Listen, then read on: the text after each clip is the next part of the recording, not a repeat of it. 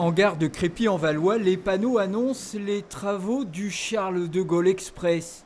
Les usagers du Paris-Laon appréhendent les conséquences de cette nouvelle desserte sur un sillon ferroviaire qu'ils partagent déjà avec le RER B. Les sillons pour nous ils sont saturés, on va dire. On n'arrivait pas il y a quelques années à obtenir un train supplémentaire à 17h et quelques. Donc pour nous, on est confronté au problème de l'impact de ce Charles de Gaulle Express. Le futur Charles de Gaulle Express prévoit 4 trains toutes les heures. Les 6000 usagers quotidiens de Soissons, de Villers-Cotterêts, de Crépy-en-Valois ou même de La Ferté-Milon craignent de lui être sacrifiés. Ça peut être considéré comme des trains prioritaires, éventuellement.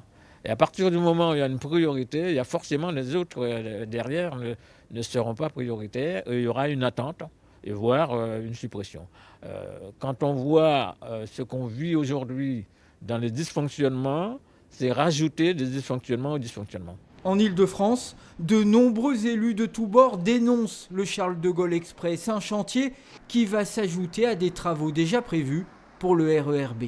Rajouter une situation ultra compliquée, des travaux, 2 milliards d'euros de travaux pour le Charles de Gaulle Express. Vous voyez, c'est pas des petits travaux, c'est dément, quoi. C'est irresponsable. Mais dans ce débat, les élus du sud de la Picardie ont bien du mal à se faire entendre. Lors de l'enquête publique, ils ont dû se fendre d'un courrier pour dire leurs craintes. On considère que le flux principal va de Paris à Roissy ou de Roissy à Paris et que le flux qui arrive de Laon ou de Soissons n'est pas à prendre en considération. Prévu pour les Jeux Olympiques de 2024, le Charles de Gaulle Express pourrait reléguer un peu plus des territoires en recherche de dynamisme économique.